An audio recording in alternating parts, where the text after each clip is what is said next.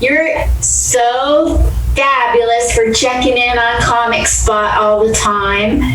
We have GD Fenderson from www.sogdfunny.com. He says he's a certified forensic humorist at large. We have to find out all about him so that you will know him and love him and want to support him. Let's read his intro. He says, "Hello, Linda. I'm GD Fenderson, certified forensic humorist at large. You recently interviewed Sandy Bernstein, a friend of mine. Chris Kettler of Kettler's. I began comedy at the ripe old age," he didn't say ripe old, "at the age of 55. Actually, technically, he says 54 years, 10 months, and he's now 60.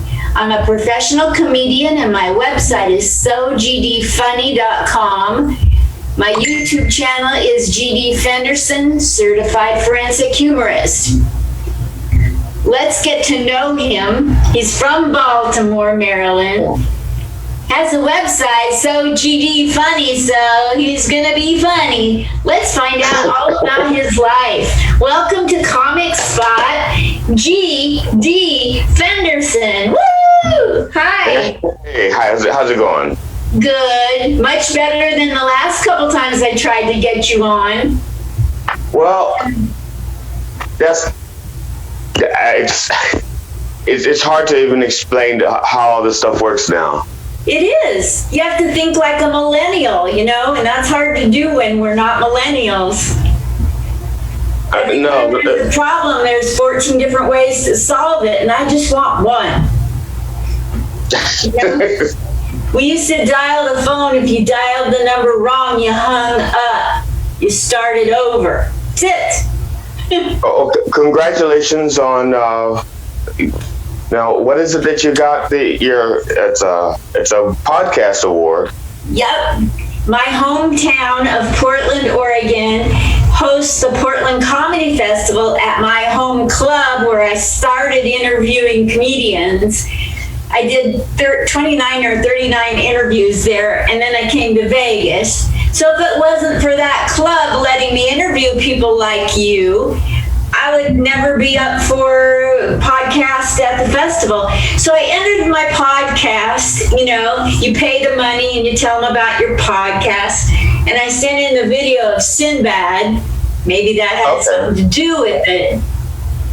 And so I'm so delighted because, when your hometown gets behind you and the club that gave you your start and the people at the Portland Comedy Festival are so, Dante and Rebecca are so dope. They're just the coolest people. So I'm just so happy. Thank you. Congratulations. Thank you.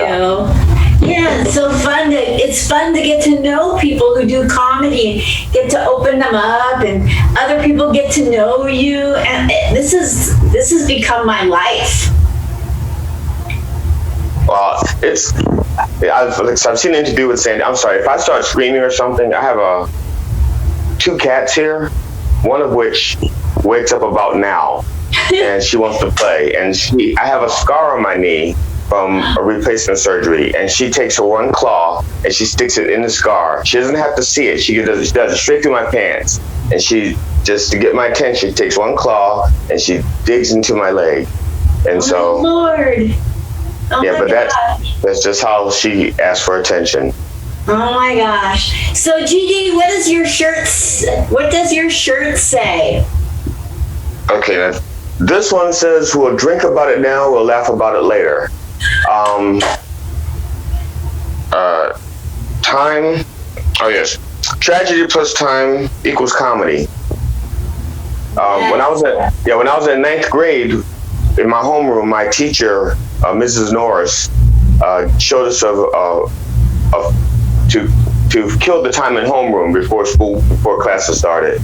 There was a movie she had called What Makes Us Laugh or something like that. It was a really old thing. And one of the things that they said in the movie was tragedy plus time equals comedy. And so, and this is just the drama faces with the hourglass in the middle. Now this is the logo for your website, Yes. and it was inspired by her. Yes, it was. It was inspired by my ninth grade homeroom teacher, Mrs. Norris. Wow. Now, was she the very first person that encouraged your funny bone? Ooh. I think the first person to encourage me to be funny was my brother. I was about 6 years old. We were punished. Had to stay in our room, and he was bored, and he told me, make him laugh or he was going to punch me in the face.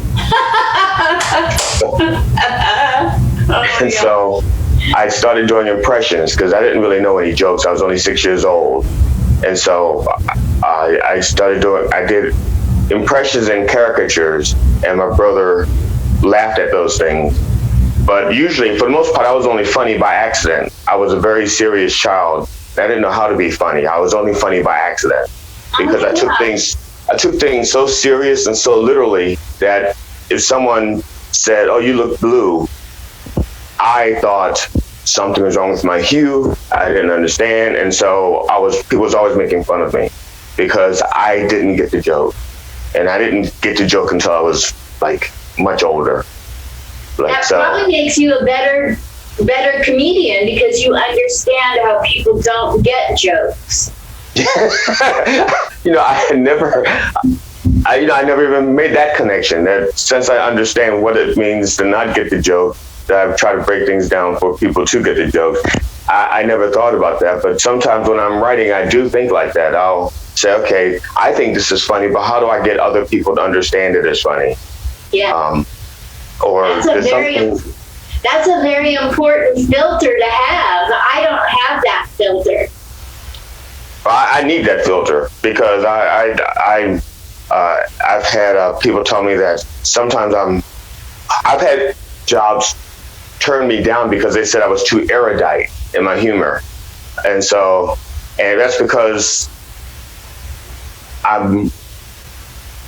write on layers. I write jokes so that, well, I shouldn't say jokes. I write stories. I don't really tell jokes per se. I tell stories, and if I retell a story, I need you to understand it's funny, but also a story might be 10 minutes long. I can't have you wait 10 minutes to laugh. So I have to write things along there. There's a Johnny Carson rule, which I learned from McCurdy's Comedy Club in Sarasota, Florida. That's where I started. That's where I got my first start in Sarasota, Florida. And they used to say that Johnny Carson's rule was a comedian had to make the audience laugh every 15 seconds in order for the sponsors to get their money's worth. So I don't do that per se. What I do is when I write, let's say like when I did a 90-minute show. I did 2 90-minute shows. And what I do is I write up my script and I highlight every place where I expect to get a laugh. And then I average it out so that it's going to be like 15 seconds per laugh, even though they may not laugh for like maybe 20 seconds, but they'll laugh twice in 10 seconds later on or something like that. So I'm very formally driven. Yes. And so I get it. Like the laughs per minute are important. Right. And so when I tell a story, a 10-minute story, I can't make you wait 10 minutes to laugh. So I write all these little things in the middle, but also write so that if someone watches my show, one joke might have 3 layers. So you get the immediate laugh.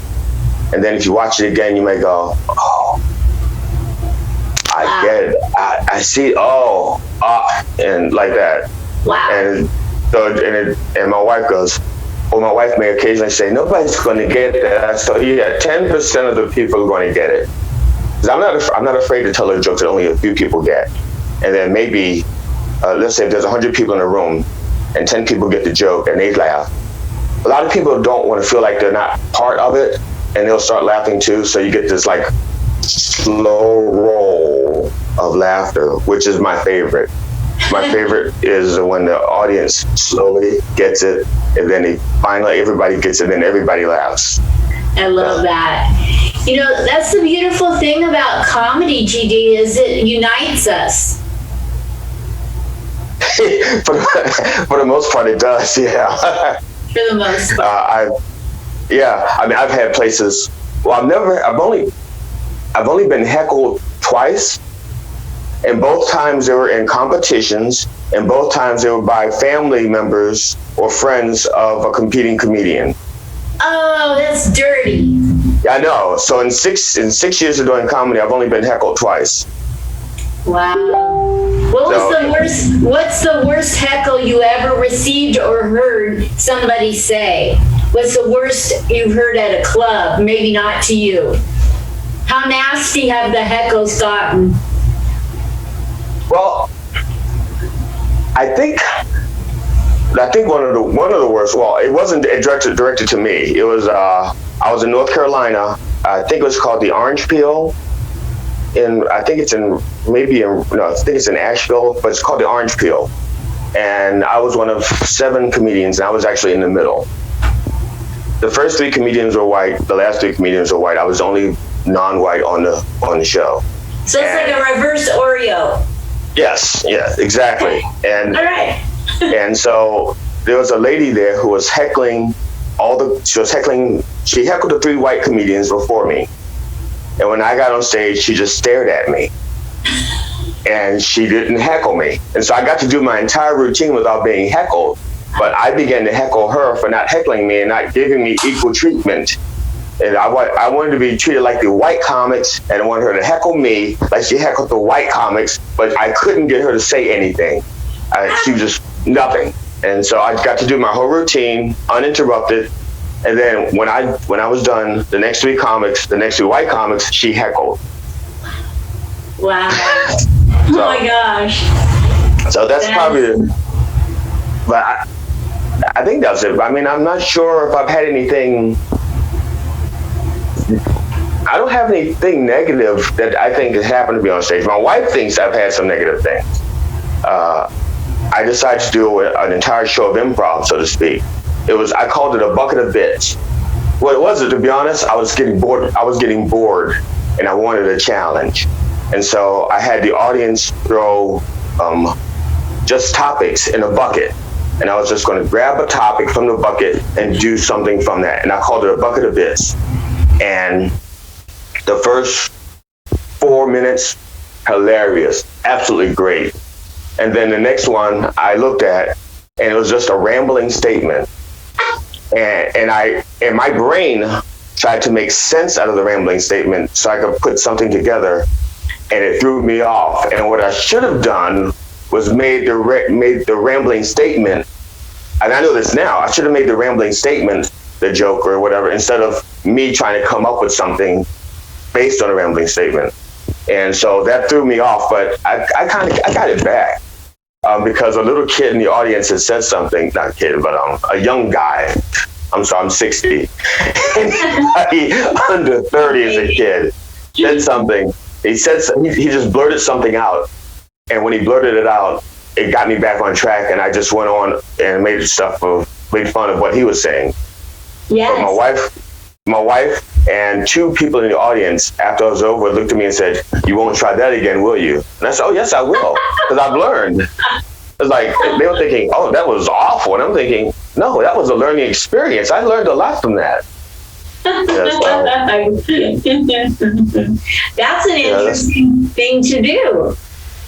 Like I said, I was full of myself, and so I said, I can do it. I can do anything. I can do this. It's a great idea. A bucket of bits, it'll work. And I would do it again. I would do it again in a heartbeat. That sounds fun. I thought it was fun. It was okay. Like I said, it had great moments and it had not so great moments. I did record it for posterity, I believe. And like I said, I just learned from it. I don't know if you've ever seen comedians that have a bad night and they take it out on everybody when they're done. They don't want to talk to you, and they sulk and they cry. It's crappy. Leave me alone. Get it. Well, now if I have a bad night, which I don't, like I said, I don't really consider anything a bad night. If I got on stage and I got to do what I was trying to do, it's, it's not a bad night.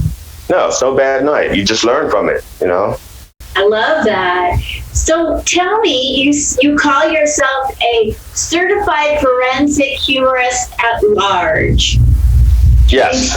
What you talk about, Willis? Okay. When I first started, I attended a seminar run by a local comedian guy named, I'm going to throw something out, his name is Tommy Simbazo. He had held a seminar for young comedians, and one of the things he was trying to help us do was to write an electronic press kit, so that when we try to get jobs, we have like a resume. And so he wanted us to write something about ourselves. And at that point, the only thing I could think of was there was a comedian, I think Chuck Nice. There was a comedian named Chuck Nice. Yeah. Okay. Well, I saw him on NBC, on the Today Show, and he used to be on there all the time as a regular. And he was supposed to be like the comic relief on a topic, but under his name it would say comedian. And I thought to myself, that's so stupid, because he's not all that funny. And he's trying, but he's not all that funny. And sometimes he made a point, but it wasn't like a ha-ha point. It was more like a aha point. And I thought to myself, I'm not going to let that happen to me. If I get on the Today Show and they hire me, it's not going to say comedian. And then I needed something for it to say instead. And so I came up with certified forensic humorist. And because a humorist from like Will Rogers, Will Rogers was a humorist. He would tell stories and enlighten people. Dick Gregory, they say comedian, but he was a humorist. And so there's some people who tell great stories that are enlightening, and they also make you laugh. And I humbly put myself in that category of people who can tell great stories and make you laugh. So I'd rather be considered a humorist than a comedian. Wow, so, I love it. And where does the forensics fit in?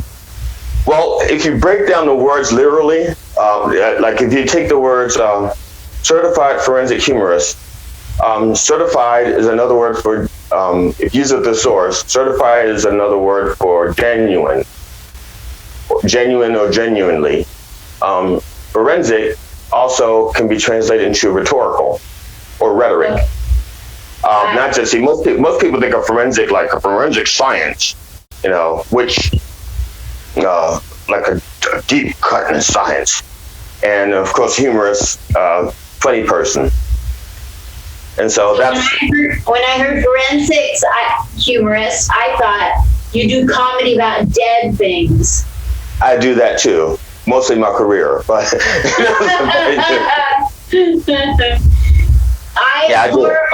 I'm horrible at telling stories. Horrible. I have such a desire to tell a story and have it be funny.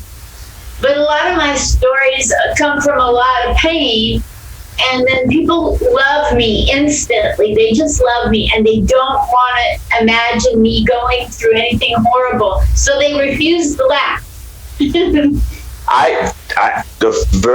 The very first time I was on stage, well, I shouldn't say the first time I was on stage. The first time I was on stage, when I did it, it went well for a first time. But in the rehearsals, it was I got my start in Sarasota McCurdy's Comedy Theater, and it was a boot camp, a 3-day boot camp where we were all trained and honed and we got together to write a 5-minute bit that we were going to perform on stage for a live audience, roughly 150 people. So my first time of performing was for roughly 150 people. And I did a bit, and in the middle of the bit, I redid a spanking that my mother had given me. And my wife goes, people aren't going to get that. It's too sad. And I thought to myself, but that was like 50 years ago. Why would it be sad? Enough time has passed that, but I understood what my wife was saying. And so I rewrote it so that I could do the same routine and people thought it was funny. And I still got to tell the story of the spanking that my mother gave me. And it's funny because you just watch, what's his name? Robin. There's a comedian, I think his name was Robin, I can't remember now, but he did maybe it was, I can't remember, I really can't remember his name, but he goes, I don't believe in spanking children, but I will shake the shit out of one. And shaking children is not supposed to be funny, but the way he did it, everybody laughed. Of course, anybody else did that, they'd wind up in jail. But, so I think you can do anything and make it funny. Honestly, I believe that if you're comfortable telling a joke, if you're comfortable telling a story, the audience will take that cue and be comfortable with it. If you're still going through the pain or still experiencing the trauma and you're using the stage as therapy, then quite often the audience is going to be your psychologist and they're not going to laugh. They're going to be like, continue. Yes. And how did that make you feel? As opposed to laughing. So if you're comfortable, they're comfortable. So I tell about being in the military and all of the terrible things that happened in the 70s to women in the military. Oh, yeah. And I preface it with, like, I'm okay with this. I wouldn't, like Shakespeare helped me to get over this. This was a long time ago. You don't have to feel bad. And I still haven't figured out. I get laughs, but, like when I get done with the military bit that I do, I can feel the audience, their sphincters relaxing. I have one routine that I can think of that I know when I start, asses are going to tighten up. It's self-biographical, but it becomes, some of what I do is like a one-man show, and I will act things out on stage. And so there's a routine I call GD Christ, and it's because when I was a kid, I wanted to be popular and I wanted to be liked. And I didn't know how to do that as me. And so I emulated other people and things that were popular so that people would like that popular thing and therefore like me. And one of those popular things was Jesus Christ. I wanted to be like Jesus Christ. But it turns out that I had a very bad temper as a child.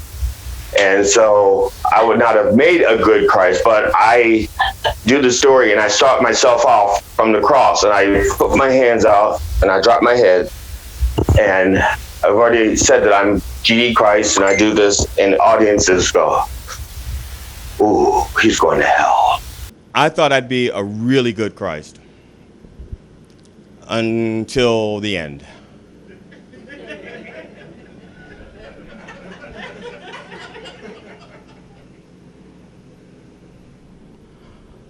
Oh no, you guys fucked up now. Oh no, you really fucked up. You no idea who you, no, I have an army. I have a devoted following. Hey, Judas.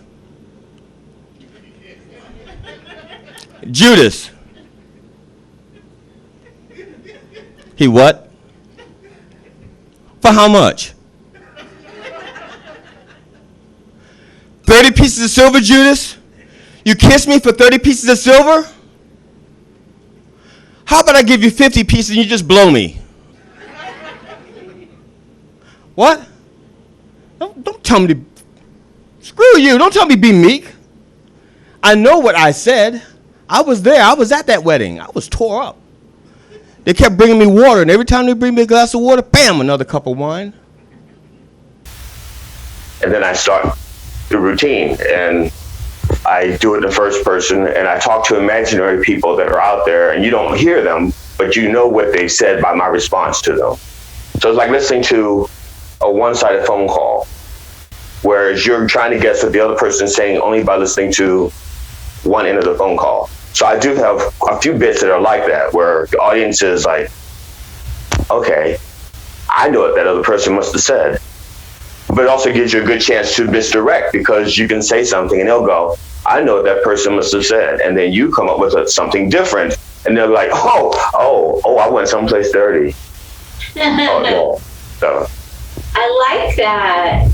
Yeah, so that routine, it starts off with people's asses tightening. And by the end, they're laughing, and then I apologize to the 3 or 4 Christians that did not come around and did not, and still think that I'm making fun of Jesus Christ. So it's like, no, I'm making fun of me if I were Jesus Christ.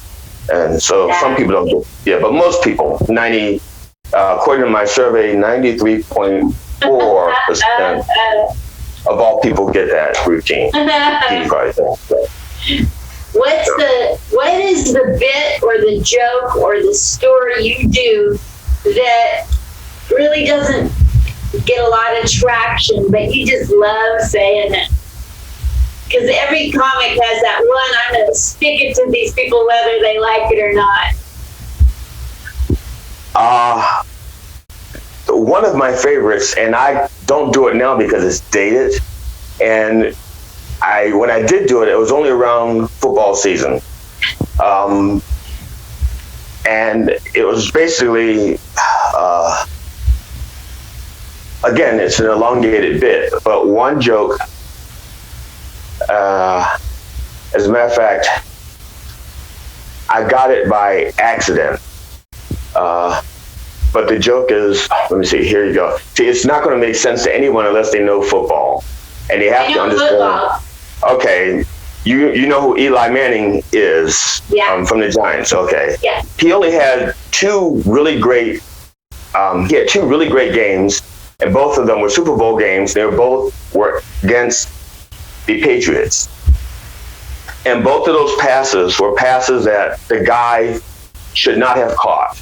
You know, it was like Eli escapes a tackle, he throws a ball, Tyree something, maybe I can't remember his last name. He catches the ball on his helmet, holds it, falls down, and they go on to win the game. And the next time they play the Patriots, the same kind of play. The guy is not open, but he hits him anyway. And so the premise is based on that joke is set up by another joke that Sean Guthrie gave me permission to use. This was back when Adrian Peterson was in trouble for beating his child. He spanked his kid, or disciplined his child. He got in trouble for it. And so Sean Guthrie wrote a joke, but he gave it to me to use. And he says, Adrian Peterson can beat his child, but he still can't beat the Packers. And then I wrote, Eli Manning can't hit his kid because his kid is not open. Now, I don't care that Adrian Peterson beat his kid, still can't beat the Packers. I don't care that Eli Manning can't hit his kid because his kid is open. Now that's funny. And this might be low-hanging fruit.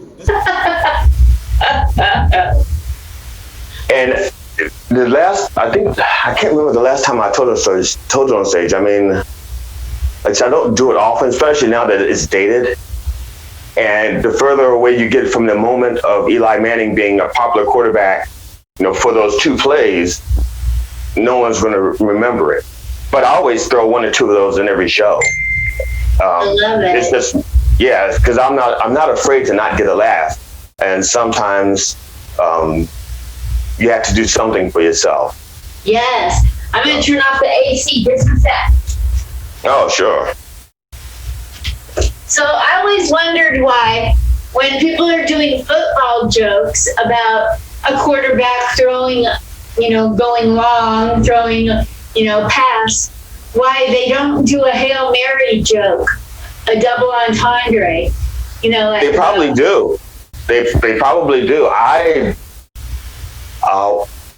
If I did something like that, the punchline wouldn't be Hail Mary, only because I think the average comedian would stop there.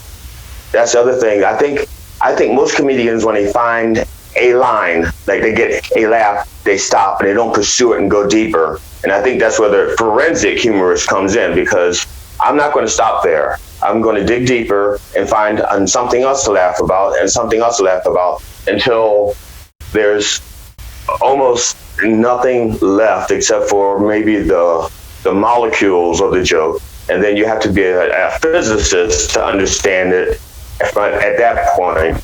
but that's okay because you started laughing back when it was solid matter, and now you followed me along with particle science and you're laughing at that, and that they're getting deeper and deeper and deeper. And so I may take one premise and come up with 3 or 4 punchlines for that. Because that's the other thing. In comedy, they teach you the rule of 3, and I don't like that. I say it's the rule of laugh until it's not funny anymore, and then you stop after it's not funny. And some people like to stop just before it's not funny, but sometimes I'll go after even then, because like I said, they're well, I'm not orthodox, and I'm not I'm not orthodox. So. Where did you learn how to do this type of comedy?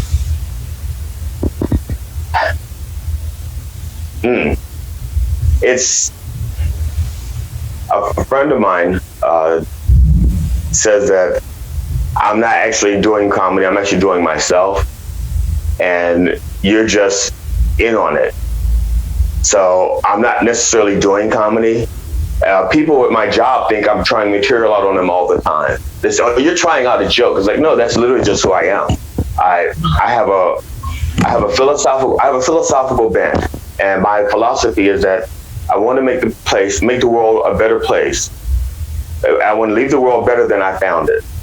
And so if I can help somebody laugh and make them happy for a few moments, then I've made the world a better place.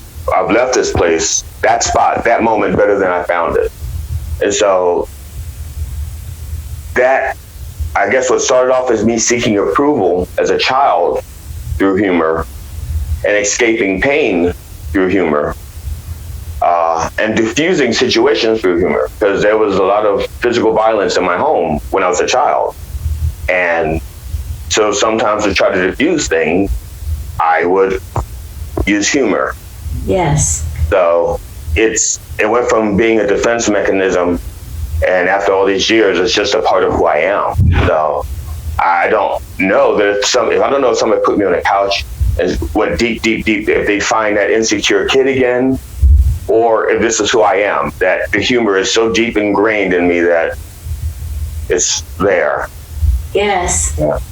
I remember growing up, my parents, they were either having rabbit and bunny sex, or they were, and us kids had glasses up to the wall because we didn't have porn. Or I don't know if they were either doing that or fighting where the neighbors could hear and see all of the person in the fight that was losing all his or her possessions were out on the front on the shoot. So I get it, because like I remember grabbing a bunch of marbles, putting them on my head, and letting them drop to the ground, and my parents quit fighting, wanting to know what the hell I was doing, and I said, "You're making me lose my marbles." So yeah, I get it, because like in comedy, it can distract somebody from doing something terrible. Yes. Yeah, it can. Or if the joke is really bad, they'll just say, "Oh, I'm going to finish with them, and then I'm going to kill you for that joke. That was bad." But you stay there, because I'm going to stab them first, and then I'm coming over to strangle you. So. Remember the good old days when we used to entertain our relatives when they'd come over? Yeah. Now, I don't know if you mean like good old days like a few months ago, or if the good old days like when we were kids. I remember both. When we were kids, my stepfather, my father died when I was real little, and my mother remarried, and my stepfather was a musician, and he would have his family over and friends, and they would be playing jazz, improvising with whatever instruments they brought. I mean, one time his father showed up, and he had huge conga drums. So they would be congos and basses and guitars and flutes and just jamming, and it was fantastic. But now, oh. Do you do music or are you just into humor? I do music. I'm, for the most part, the music that I do is because I'm not a great musician. I'm a very creative person. I'm a very smart person, but I am a very average musician. As a matter of fact, since Eddie Van Halen died, I have moved up the chart one more spot, so I am now the 1,735,679 best living guitarist on the planet. Now that he's dead, and not that I'm counting, but so that's where I am now. I'm 1,735,679 best living guitarist on the planet, and so I do song parodies. So as a matter of fact, at the end of my first DVD, my first DVD ends with a song parody dedicated to my wife. Wow. And the song is by the Proclaimers, and their song was 500 Miles, and this song was called 500 Rubs. So the first verse is, when I wake up, well, you know I'm going to be the man who's pitching 10 for you. That's how it starts. I don't know if I can remember the rest of it. Like, I don't do it that often. No, not that one anyway. So there's maybe 14 or 15 song parodies on my website, on my YouTube page that they can get to through my website. And I just finished another song parody, but it's not funny at all. It's called Cages. It's called Cages. It's about the children that Trump separated at the border. And it's based on the music from David Bowie's Changes. Wow. So, but the lyrics are, I hate to toot my own horn, but they're really fantastic. That's because I gotta go check this out. Yeah, because I'm a good writer. I'm not a great singer, but yes, you but are. I'm a great writer. But I am a virtuoso with words. Love this. Yeah. I love your singing. You were singing thank you. the song. I recognized the song you were singing, and you weren't singing. Oh. So I thought you were great. Thanks. Can't remember the rest of the song, but I have a lot, maybe 14 or 15 song parodies. There's a Stevie Wonder parody. What? Yeah, I do.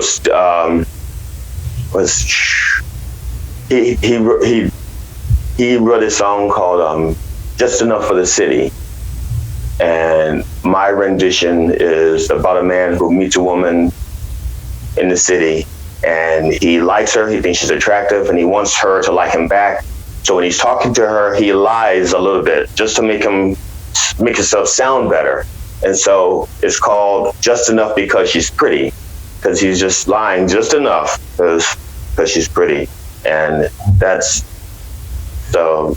That's in fact, cool. Yeah, I have a few. I don't do them live anymore. Part of that is because a lot of clubs, it's hard for you. I need command of the stage. I need to say, this is what I'm going to do, and let me do it. And a lot of places like, no, we're not set up for that. We're just a small club. We can't do that. And so if I can't have the sound I want and the stage setting I want, then I don't do it. Absolutely. So most of the shows, if I do a longer set, it's a show that I produce myself, where I've rented the theater, and so I have control of the stage, I have control of the lighting, and someone else isn't saying, "Oh, well, you can't do that because we don't have the space to do this or to do that, or the sound or whatever." Or some clubs don't like you to do musical comedy, because they know their audience. Yeah. As opposed to you knowing what you can do to bring them around. Thank you. When I have a club that is comfortable and lets me do what I do, I start out by singing, and I do my set around the parody to the Platters song, I'm the Great Pretender. Oh, yeah, yes. I'm pretending that I'm not confused. And then I look at everybody and I go, but I'm so confused. And then I just list off everything I'm confused about throughout my set. And then I end it with the song again. Oh, yeah. I like to be able to have control of what I'm doing. And it's not an ego thing. It's just that in order for me to conform to a lot of clubs, I have to hold myself back. And then I don't give everything that I think the audience deserves from me. They deserve everything I have to give. And if I have to hold back, then I can't give them everything, and they're being cheated. And I'm being cheated because I want to do the best I can do. You know, so if I want to be able to, if I need to crawl around on the floor and act like an animal to tell the story, then that's what I want to do. You know, so I've got a bit that I'm working on about, you know, I don't do online dating, you know, and because look at me, I'm a good girl. I'm the type every guy wants to take home to meet his parents, you know. What am I going to do, you know, like, and then I want to do an act out where, you know, because I can't meet a guy and go to meet his parents at my age, because you got to get down on your hands and knees and crawl in the dark with a flashlight through the cemetery to try to find their tombstone. And I want to be on the ground crawling, holding a flashlight, like I'm hobbling on 3 legs because I can't use the 4th leg. That's holding the flashlight. And I've had people tell me, no, it's not worth doing, but I want to do it. I have a bit that I have yet to do that I know is hilarious, but I want to do it with the full effect. I've done the words for the bit once. On YouTube, I have 3 long shows on YouTube. When I say long, I mean over an hour or more. And one of them was my 60th birthday party, and I did a routine that I know is hilarious, but I can't do the full thing yet because I need strobe lights. Because some people, when we were kids, we used to go roller skating. And so I wanted to do a routine based on one of the songs I used to roller skate to. And it's funny without it. I get the laughs. But I want to give it more, another dimension of sight with the strobe lights and skating, or pretend to look like I'm skating on stage with the strobe lights and stuff. But I haven't done that yet because, I would have been doing it this November, but the COVID has hit. Because my plan was to record my 3rd DVD this November, but that's not happening. I'm going to try for December and do it with a smaller crowd. But to be honest, I have not rehearsed the routine. Not the routine, the entire 90 minutes. You know, I know bits and pieces of it, but I haven't strung it together as a 90-minute routine with transitions and stuff like that. And, got it. And also, wow. So where did somebody see all your DVDs? Well, because of the COVID, I posted a lot of stuff online free right now at YouTube. GD Fenderson, Certified Forensic Humorist. Or you can just go to SoGDFunny.com. If you go to SoGDFunny.com, there is a page, I think it's called DVDs or something like that. And that will have links to the DVD performances on YouTube. Like I said, I have about 40 routines or so on YouTube.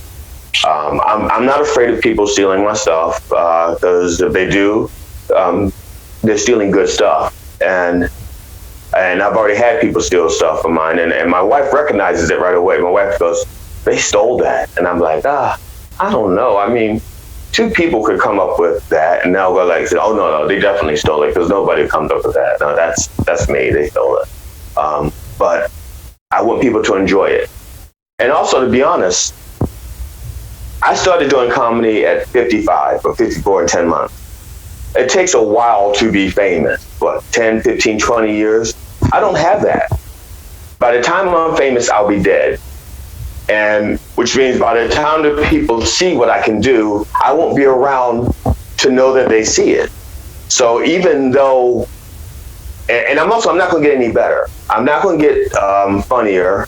I'm not going to get more talented. If anything, I'm going to get less talented because of age. I'm going to lose a step. And so I want people to see what I can do now, even if it means I'm not going to be making money off of it. I'm not going to be famous. It's going to be helping to make the world a better place. It was better than I found it. So it's out there. I'm not going, I'm at the height of my comedy, I'm going to be like a very good garage band. Okay, I'm not going to be, no one's ever going to look at me and say, "Wow, he's as good as Robin Williams," or "Wow, he's as good as George Carlin," or "Wow, he is as good as Dick Gregory," or "Wow." They're not going to say that. They're going to say, "He's funny. He's really funny." And that's good enough for me. That's good enough for me. And what is one place that you'd like to perform at that you have not yet performed?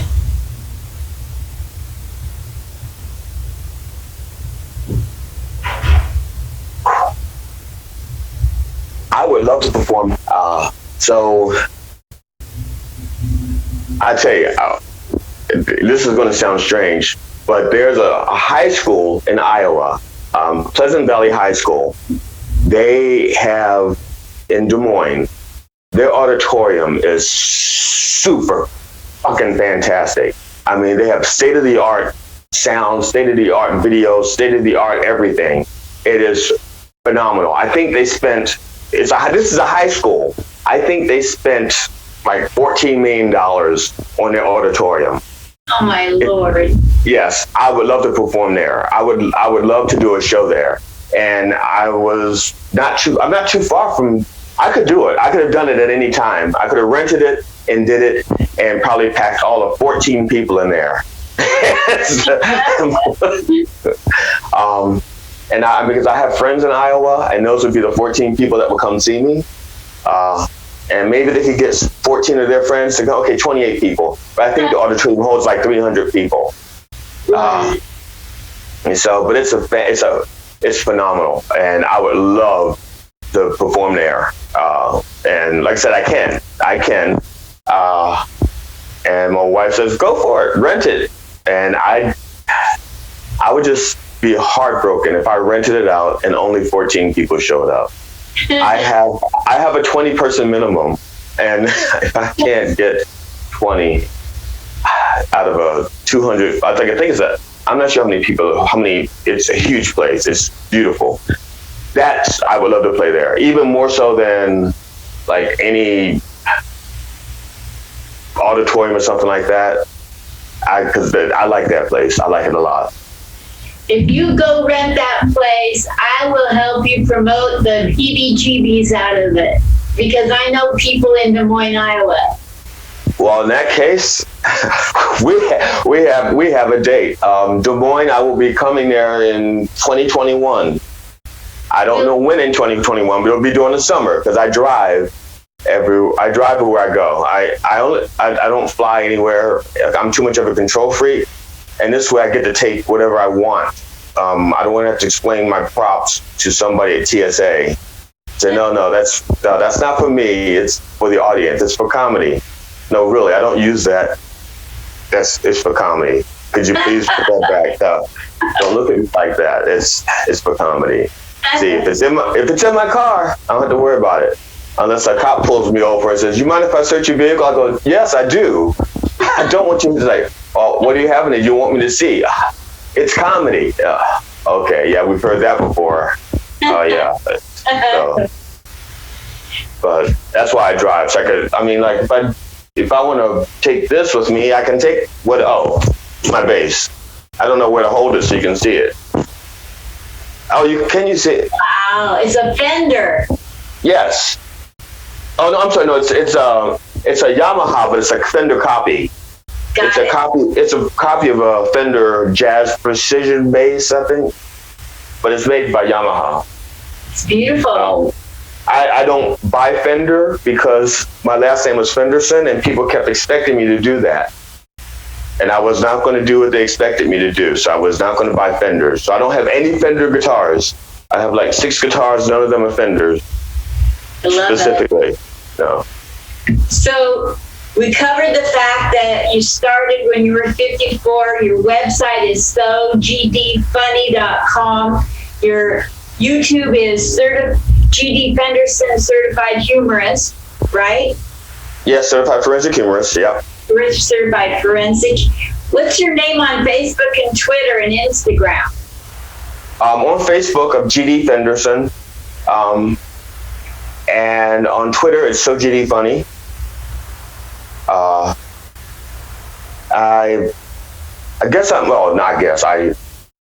I also contribute to Politipod podcast.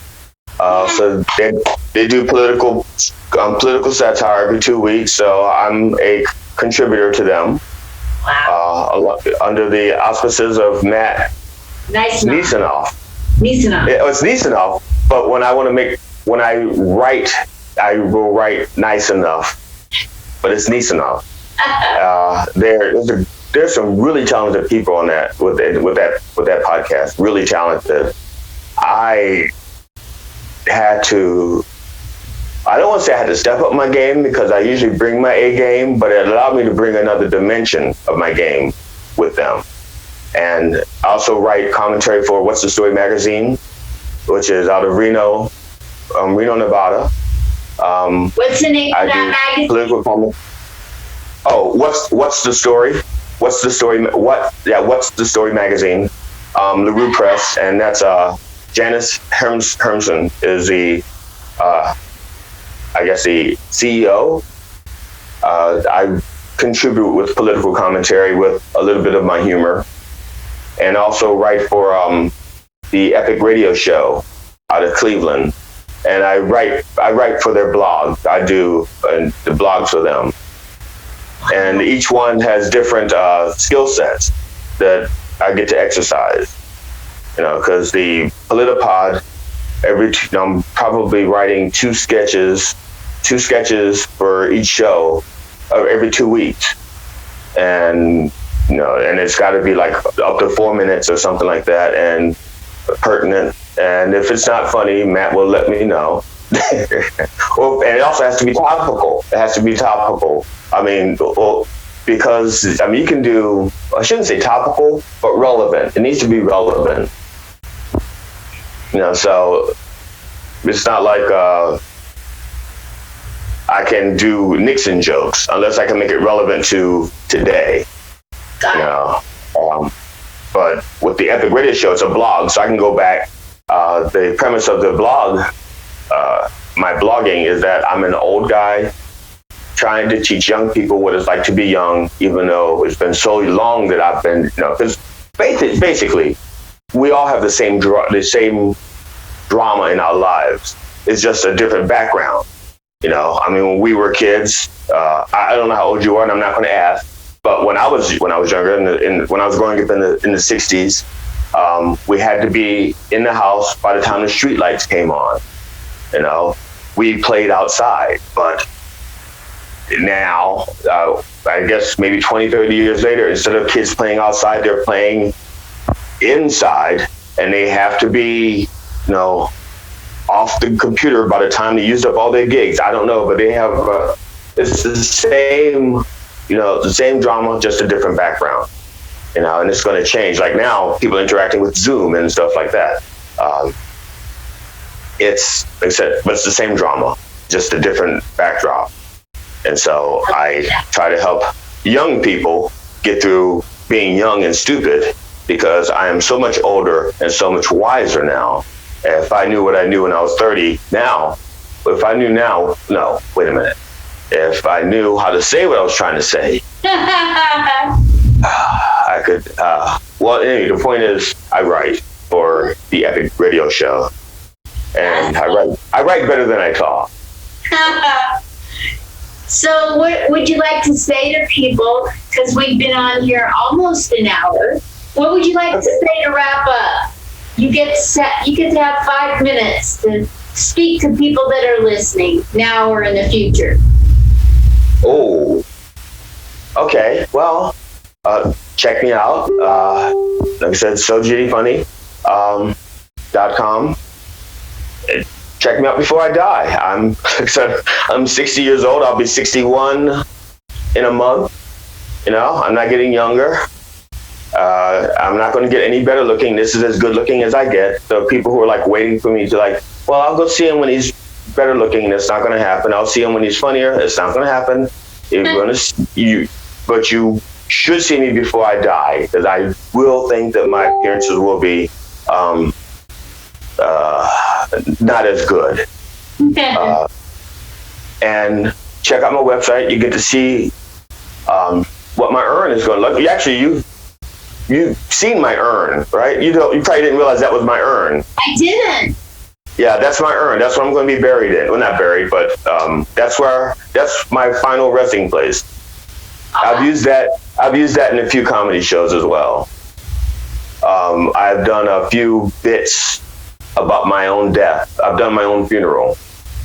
And I've been the reverend and also the mourners at my own funeral. So you've seen my urn. So people should see me before I'm in the urn. Wow, that's so cool. Now I'm getting a picture of the forensic humorist. Oh yeah, it surfaces. It's kind of like, I guess it's kind of like a student loan. It's you're not going to escape it. It's always going to be there until you die. Oh my gosh, those student loans. Yeah. It's been a doll to be so patient. I had trouble with the internet the other day. We had to reschedule, and I adore you. I think you're brilliant when it comes to explaining comedy, and I wish that you were close by so I could go see you perform. I love watching people perform live. Yeah. A friend of mine actually paid me a compliment and did a virtual show. I don't do virtual comedy shows. And it's not that I need the audience, because I don't need the audience to be funny or to feel comfortable. I don't need the reinforcement of the laughter, because I know I'm funny. So I don't need them to laugh to tell me that I'm funny. But I like the sound of laughter and reinforce the fact that I am making the world a better place. So I don't like virtual comedy shows, but a friend of mine put together a virtual comedy show, and he said he was putting together his favorite comedians from across the country. And so I was very flattered at that. And so I did one virtual comedy show. And if you see it, I did post it online. At least I posted the camera, my version. I had a camera in there set up, so you don't hear anybody laughing. You just see what I'm doing and what I'm reacting to. So I don't do the virtual thing. I get that. I prefer live. And actually, the reason why my face has changed because a second thought popped into my head while I was saying that, and I can't remember what it is now. I wanted to bring it up, though. It was really important. I know it does. I'll remember, and I'll call you later or something. All right, I'll type it. I'll put it on the post. Yeah, sure. And so, but I will reach out to you, though, if when I do Iowa. When I decide to do Pleasant Valley High School in Des Moines, Iowa, I will let you know. See if we can get 25 people in that place. Absolutely. We'll hit up Iowa, Des Moines, Iowa. My ex-husband, all his family is right in Des Moines. And all Oh, okay. your kids' kids. We'll get people there for you. Okay, cool. That would be great. Yeah, like I said, my 14 fans plus your family and friends, and I could probably get 50 people in there, and there'll be room for 200 more. I think. Like it's really nice. It's a nice venue. So.